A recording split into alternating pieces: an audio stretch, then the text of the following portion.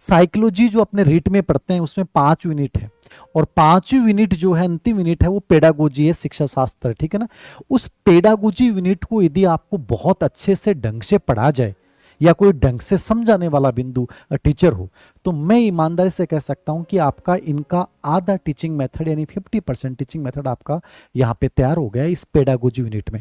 यानी साइकोलॉजी के एक यूनिट को बहुत शानदार तरीके से पढ़ा जाए तो इनका बहुत बड़ा पार्ट तैयार हो गया। जिस चीज के लिए तुम पैनिक हो रहे हो वो साइकोलॉजी पूरा कर रहा है। कैसे कर रहा है?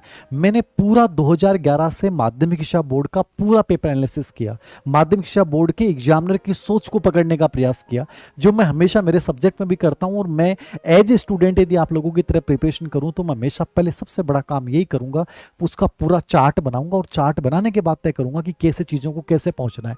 तुम लोग तो एक दौड़ में भाग रहे हो, होड़ में भाग रहे हो, और जो होड़ में भागेगा ना वो बंदा गिरेगा, और गिरेगा तो उसको दर्द बहुत होगा याद रखना। तो होड़ मत कीजिए फालतू की, ठीक है।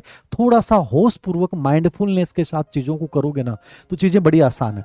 अब हिंदी का टीचिंग मेथड आपको तैयार करना है, तो हिंदी की टीचिंग मेथड में जो कॉमन पर्सन है, भाई हिंदी की शिक्षण विधियां हैं, चाहे किंडरगार्टन है, चाहे मॉन्टेसरी है, चाहे अनुवाद विधि है, ठीक है, व्याकरण शिक्षण, जो भी व्याकरण की शिक्षण विधियां हैं वो तो एक अलग पार्ट हो गया। और कितना पार्ट हो गया? आपको 2.5-3 पेज में वो मेथड तैयार हो जाएंगे।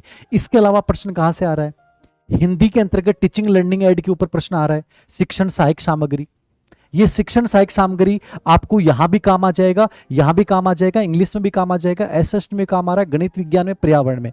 ऑडियो क्या है, विजुअल क्या है, ऑडियो विजुअल क्या है। एक टॉपिक यहां ढंग से तैयार कर लिया, बाकी में तैयार हो गया। समझ रहे हो आप?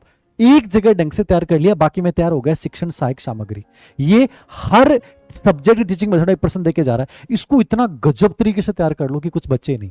हम कोशिश करेंगे इसके ऊपर, कोशिश तो मैं भी करूंगा कि इसके मैं शॉर्ट वीडियो बना दूं आप लोगों के लिए, जो इंपॉर्टेंट टॉपिक है, जो कॉमन टॉपिक है, जिससे आपका 50% पार्ट तो यूं हो जाएगा। अब टीचिंग लर्निंग एड पे एक प्रश्न आता है, इसको बहुत अच्छे समझा जाए, प्रश्न कभी गलत हो ही नहीं सकता, नेट में भी आता है, ठीक है।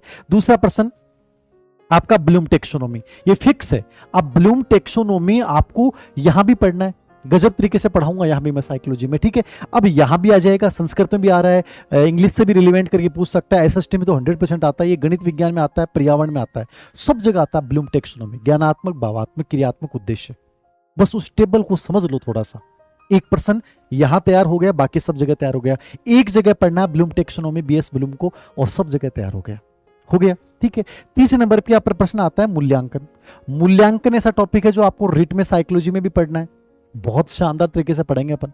मूल्यांकन क्या है, मूल्यांकन के प्रकार, मूल्यांकन की तकनीक, ठीक है। मूल्यांकन में वस्तुनिष्ठ, निबंधात्मक प्रश्न, ये सब प्रश्नों के प्रकार, पूरे मूल्यांकन को ढंग से समझ लो। आपको कम से कम हर टीचिंग मेथड के पेपर में 3 प्रश्न मिलेंगे। यहां भी 3 आ रहे हैं, यहां 2 आ रहे हैं, यहां 2 आ रहे हैं, 3 आ रहे हैं, यहां 2 आ रहे हैं, 3 आ रहे हैं, यहां 2 या 3 आ रहे हैं, यहां 2 या 3 आ रहे हैं, और यहां 1% तो आएगा साइकोलॉजी में, ठीक है। वही प्रश्न मूल्यांकन के प्रकार पे प्रश्न पूछ लिया, वस्तुनिष्ठ निबंधात्मक प्रश्नों के प्रकार पे प्रश्न पूछ लिया। एक अच्छे मूल्यांकन या अच्छे प्रश्न पत्र की विशेषता, विश्वसनीयता, वैधता, वो सब साइकोलॉजी में पढ़ना, यहां भी आ रहा है। तो इस टॉपिक को इतना गजब तरीके से तैयार कर लो, समेटिव असेसमेंट, आपका फॉर्मेटिव असेसमेंट अच्छे से तैयार कर लो, हो गए 3%।